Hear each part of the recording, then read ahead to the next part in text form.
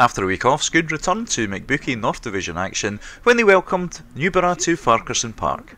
Games between the two local rivals have always been high-scoring affairs, and on the last occasion the clubs met, Scone rattled 6 goals past Newburgh without any return.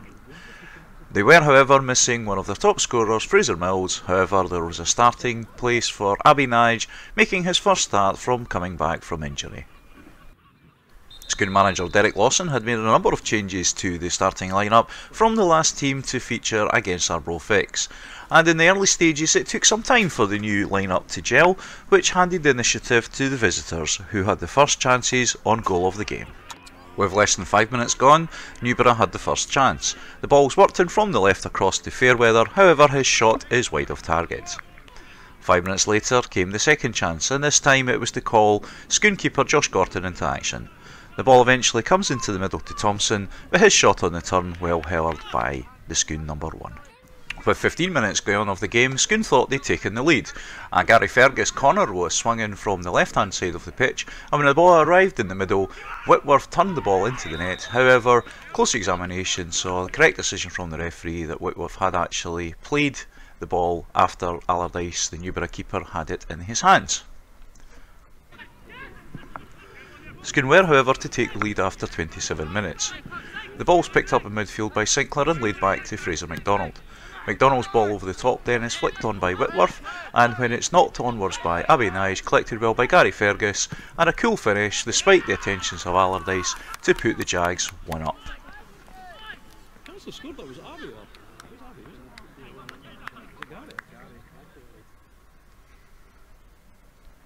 Good play by Fergus to keep his composure there when getting closed down by a number of Newburgh defenders, and despite the attempts of Allardyce to block the shot, enough power in it to carry it into the net.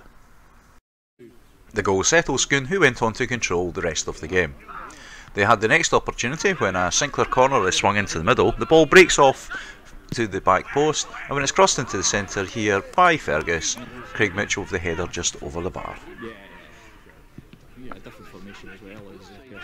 Newburgh attacks were to be rare in the game, and on most occasions they didn't capitalise to force Gorton into any saves. On this occasion, when the ball isn't properly cleared by the Scone defence, it's eventually swung back into the area, and when it breaks to Wilson, his effort is off target.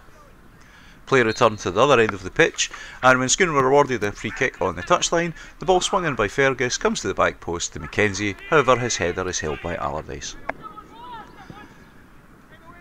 Another free kick to Scone, and this time when the ball comes in there, the header downwards is partially blocked by Allardyce, with Njie waiting to pounce.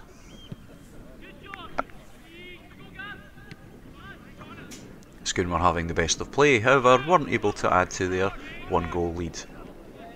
On this occasion, when the ball is picked up by the ever busy Njie, crossed into Whitworth, and his ball into the middle comes to Mackenzie, but his effort just wide of target. Scone have on occasions this season produced some excellent counter-attacking play, and this was to be the case with just 5 minutes to go in the first half. The ball is picked up in the Scone half, and eventually when it's worked forward, unfortunately a bobble just before Gary Fergus takes a shot carries the ball off target. Final action just before the break came on the left hand side.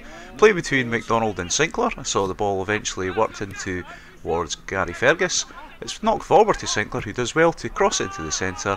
However, good play by Newburgh to block out the tackle.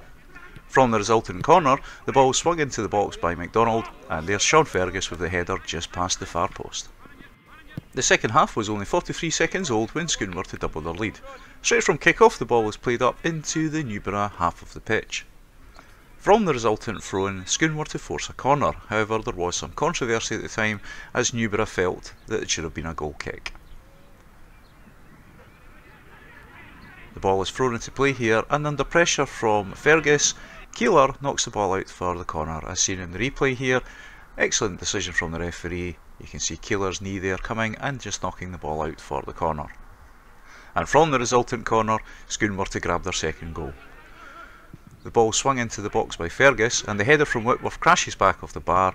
Mitchell headers back across goal, and there's Njie to pounce just before colleague Kevin Sinclair to score his 20th goal of the season.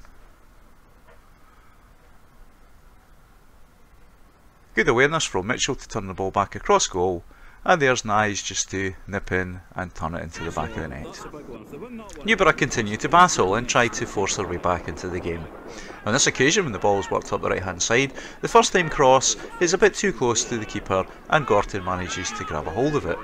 However, Newburgh were to create their next attack from the resultant kick out.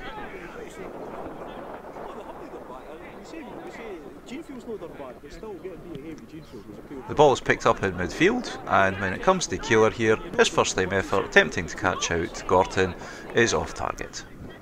At this stage of the game, the action was literally going from end to end, and from the resultant goal kick, the ball is flicked on by Whitworth and collected by Fergus.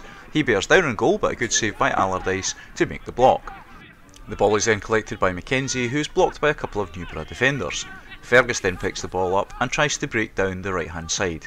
Again, however, the Newburgh defence intervenes.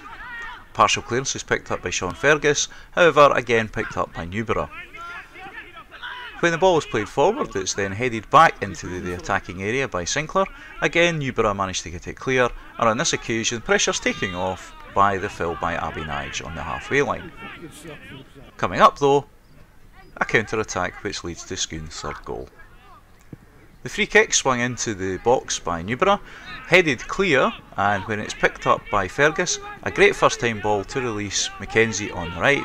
He looks up and sees Njie at the back post, and an excellent cross and fantastic finish to score the third goal and Njie's 21st goal of the season. Great vision by Mackenzie and an excellent pass to pick up the run of Njie, and a very cool right foot first time finish. In the absence of Fraser Mills, Sean Whitworth was playing up front alongside Abby Njie, and after a good performance, the big man had his own effort on goal with 63 minutes gone. The ball was crossed into the centre here, and the first time effort from Whitworth, perhaps not enough power in it, and collected by Allardyce. The next effort came to Scone, and when the ball was created into the middle here, first time effort from Sean Fergus takes a deflection which carries it goalward. Nice to react, however he was offside. Scone continue to dominate the chances, and again after breaking down a Newburgh attack, the ball's picked up by a volley in midfield back to Fergus, and a good dink over the top there by Mackenzie gets the ball here to Mackay, however his effort just off target. Next effort came from a corner from the right. The ball isn't properly cleared, however Fergus first time effort over the bar. One of the reasons for Scone's improved performance this season has been the high tempo pressing game instigated by manager Lawson. And again, this was back in their performance yesterday, having been missing for most of the game against Arbroath. Newburgh were unable to create more attacks because of the pressing nature here, and this is a great example of that. Constant pressure by the Scone players, eventually right back Gary Mackey picks the ball up, great pass into the middle to Aaron Mackay. Unfortunately his first touch is a bit heavy and carries it away from goal. Again Scone kept the pressure up, and the throw-in on the left is eventually worked into the centre. It's partially cleared by Newburgh, but when the block is made, it comes into the centre and the ball breaks through to Abby Njie, who's onside. However, an excellent save by Allardyce to prevent Njie completing his hat-trick. Scone's final chance of the game came after 83 minutes, when again the pressing game managed to break down a Newburgh throw-in. The ball's picked up by Max Avolio, and when he centres the ball into the middle, it is eventually passed into Mackenzie, however his effort wide of target. The dying moment saw Newburgh with a final chance to grab a consolation goal when they were awarded a free kick just outside the Scone box. Quick free kick was taken, however when the ball was swung into the middle, it's nodded away from all the Newburgh players. Eventually it's collected on the left hand side, but the Newburgh attack can't quite get past the Scone defence, and the cross is very wide. That was it for the action, and Scone returned to third in the league with the news that second place Thornton and then third place Canoe had played out a 2-2 draw at the Memorial Ground. Scone's return to third spot may be temporary as they are not in action next week. The Jags return to action on the 6th of May when they travel to Guthrie Park, Forfar to take on the challenge of Forfar Albion. We'll bring you news of all the McBookie fixtures next weekend, but until then, thank you for joining us. Bye for now.